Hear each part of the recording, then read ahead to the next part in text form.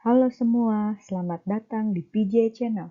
Channel ini akan membahas materi-materi fisika SMA yang sedang kalian pelajari. Selamat belajar! Pada video sebelumnya, kalian telah belajar mengenai besaran-besaran fisis pada gerak melingkar dan gerak melingkar beraturan. Pada video ini, kita akan melanjutkan bahasan kita mengenai gerak melingkar. Mari kita saksikan terlebih dahulu tayangan berikut ini.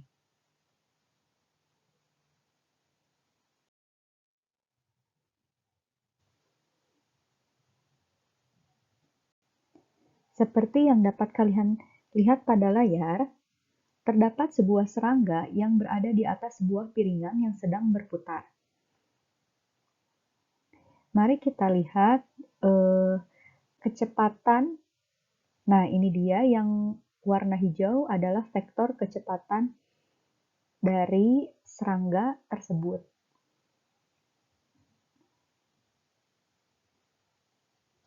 Nah, kemudian ini yang warna merah adalah percepatan dari serangganya. Lihat arah panahnya, dia selalu menuju ke pusat lintasan.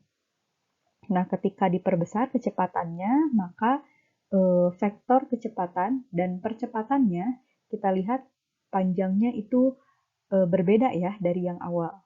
Lebih panjang daripada yang awal.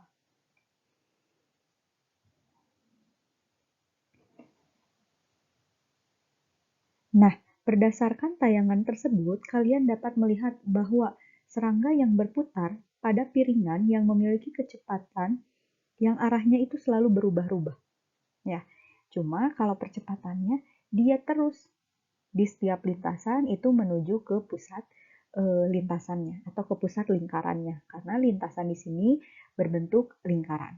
Nah, kira-kira kenapa itu dapat terjadi? Nah, kira-kira si serangga tadi kan bergerak melingkar. Kenapa sih dia dapat bergerak melingkar? Nah, ternyata itu disebabkan oleh arah si kecepatannya itu berbeda-beda. Kalian tadi lihat ya, si panahnya itu beda-beda arahnya.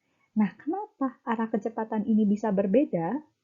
Itu ternyata karena adanya percepatan yang kalau tadi digambar di tayangan sebelumnya itu yang selalu menuju ke pusat lintasan atau itu disebut sebagai percepatan sentripetal. Percepatan sentripetal ini secara matematis dapat kalian lihat pada layar, yaitu A SP itu berarti sentripetal itu sama dengan V kuadrat dibagi dengan F. Kecepatan kuadratnya dibagi dengan jari-jari dari lintasannya. Nah, seperti yang kita ketahui bahwa kecepatan linier itu sama dengan omega dikali dengan R. Omega ini adalah kecepatan sudut. Maka kita dapat peroleh percepatan sentripetal itu sama dengan omega kuadrat dikali dengan R.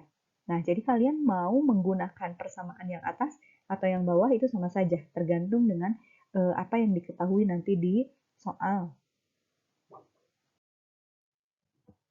Nah, selanjutnya, kenapa kira-kira si serangganya tidak terpental keluar dari lintasan? Kenapa ya? Jadi serangganya tetap aja di sana gitu.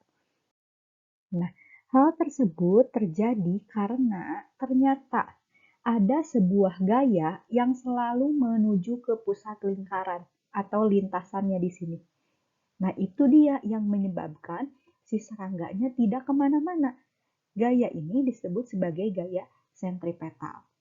Nah, arahnya dia selalu menuju ke pusat lintasannya, menjaga agar si serangganya tidak keluar dari lintasan. Itu disebut sebagai gaya sentripetal. Nah, gaya sentripetal ini secara matematis dapat dituliskan FSP sama dengan M dikali ASP. Gaya sentripetal sama dengan massa dikali dengan percepatan sentripetal. Ini sama dengan hukum 2 Newton ya, hukum 2 Newton. Cuma kita kasih spesifikasi di sini gayanya merupakan gaya sentripetal dan percepatannya adalah percepatan sentripetal tentunya yang digunakan. Nah, seperti yang kita ketahui bahwa tadi percepatan sentripetal itu adalah V kuadrat per R.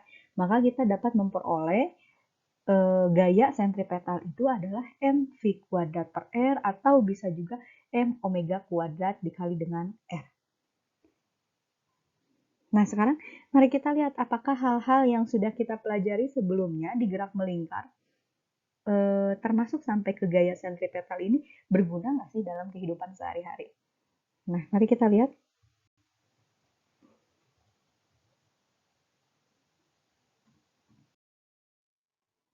Nah, kalian coba perhatikan gambar berikut ini. Nah, seperti yang dapat kalian lihat pada layar, ini terdapat sebuah mobil yang sedang menikung, ya, dan lintasannya juga agak miring gitu. Nah, kira-kira apa namanya?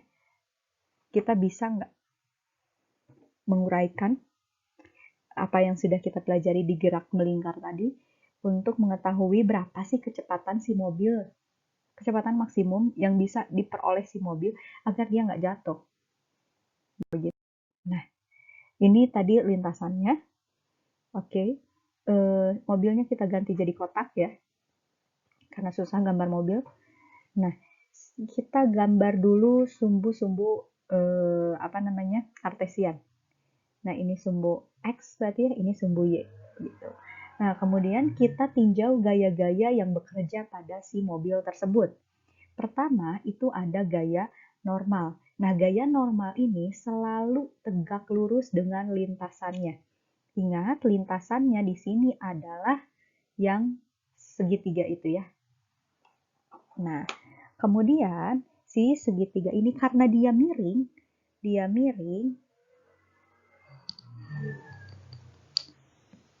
nah, di sini berarti dia punya sudut tertentu ya. Kita sebut sudutnya adalah theta. Nah, kita lihat itu gaya normal. Gaya normal itu sekali lagi selalu tegak lurus dengan apa yang di bawahnya. Gitu ya. Kemudian kita akan proyeksikan. Nah, belajar tentang proyeksi itu di bagian vektor ya. Kalau ada yang lupa bisa cek videonya. Nah, kita proyeksikan nih si N ini ke sumbu horizontal dulu.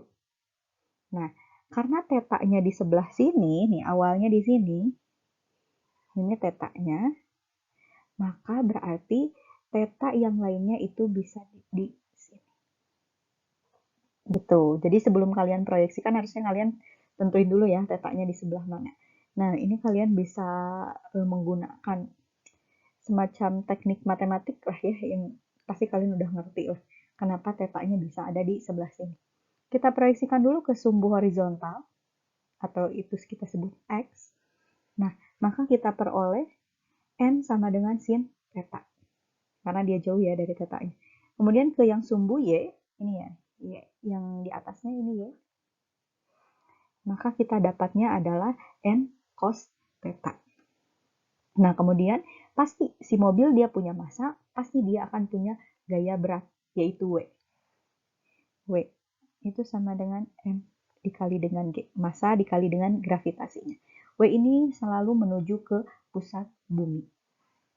Nah, seperti yang sudah kita uraikan, maka kita dapat memperoleh bahwa N W itu sama dengan N cos theta, atau N cos theta itu sama dengan W. Itu di mana? Kita lihat, itu lihat kita ini segaris ya, antara N cos theta dan W. Cuma kalau W dia arahnya ke bawah, kalau N cos theta dia arahnya ke atas, maka kita bisa sebutkan W sama dengan N cos theta. Nah, selain itu, kita lihat di sumbu yang horizontal, kita peroleh bahwa ada N sin theta. Nah, si N sin theta ini berlaku, bergerak, berperan sebagai gaya sentripetalnya. Begitu. Maka gaya sentripetal di sini adalah N sin theta. Nah, kedua persamaan yang kita dapat ini, kita rubah coba ya ke dalam bentuk N. Ini berarti N sama dengan W per cos theta ya. Kalau yang ini berarti N sama dengan F SP per sin theta. Nah, dengan F-nya itu adalah mv kuadrat per R. Berarti ini sin theta. Atau kita bisa peroleh lagi mv kuadrat R sin theta. Nah, seperti ini. Kenapa kita rubah jadi N sama dengan, biar kita bisa melakukan hal ini. Jadi kita sama dengan kan, N sama dengan N. Nah, kita peroleh mg cos theta sama dengan mv kuadrat dibagi dengan R sin theta. Setelah ini kita kali silang. Kita kali silang. Nah, kita kita mencari V-nya. Si V ini. Lihat, ini ada M, ini juga ada M. Nah, berarti tinggal V. V kuadrat itu adalah GR sin theta per cos theta. Nah, sin per cos itu adalah tan. Maka V kuadrat sama dengan GR tan theta. Nah, ini dia kecepatan yang diperbolehkan agar si mobilnya tidak mengalami kecelakaan. Jadi, tidak turunkah atau berbelok seperti begitu. Ini dia kecepatan yang maksimum yang bisa ditempuh oleh si mobil. Ini terjadi ketika kita abaikan gaya gesek. Tadi kita tidak memperhatikan gaya geseknya, tapi dalam kenyataannya itu ada gaya gesek. Oleh karena itu, kalau ada gaya gesek, maka kecepatannya itu makin besar nanti ya, yang bisa ditempuh oleh si mobilnya.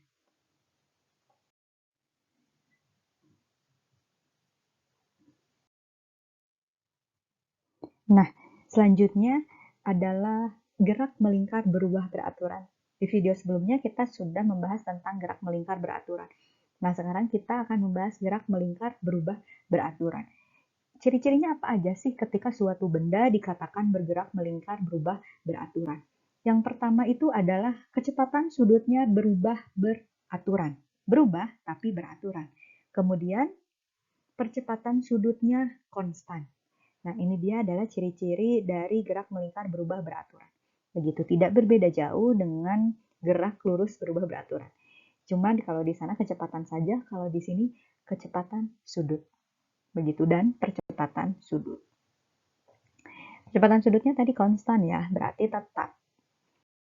Nah, pada gerak melingkar berubah beraturan ini terdapat dua percepatan yang bekerja, yaitu percepatan tangensial. Nah, percepatan tangensial ini searah dengan kecepatannya, kecepatan si bendanya, begitu.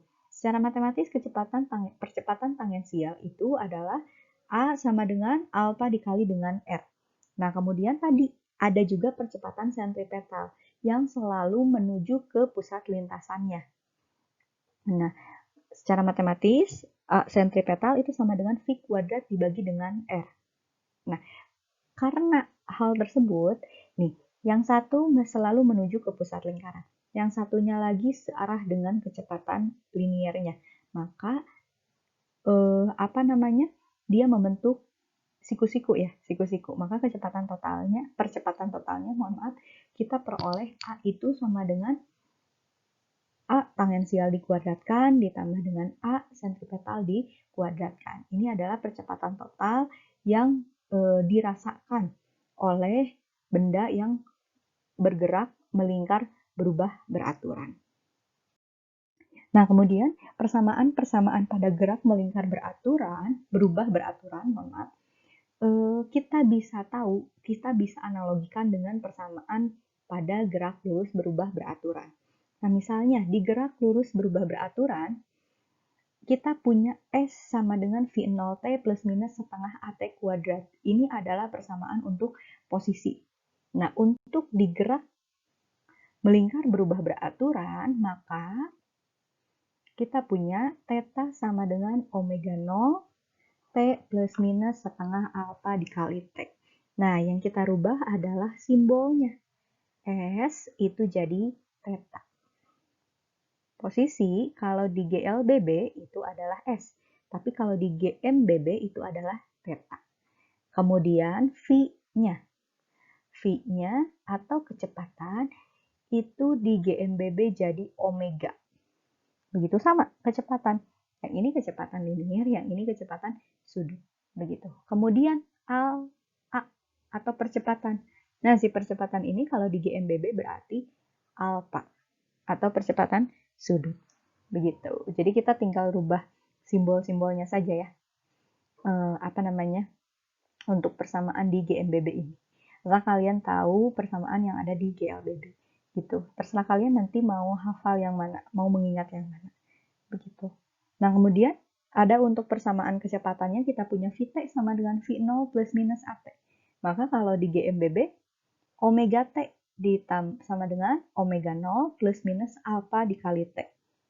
Dan Vt sama dengan V0 plus minus 2As. Kalau di sini omega T sama dengan omega 0 plus minus alpha dikali dengan theta. Nah, untuk penurunannya kalian bisa lihat di buku paket ya, atau di internet mungkin ada. Kenapa bisa seperti ini? Tapi untuk mudahnya kita menggunakan analogi seperti ini. Begitu. Nah, sekian video kali ini. Semoga bermanfaat. Sampai jumpa di video selanjutnya.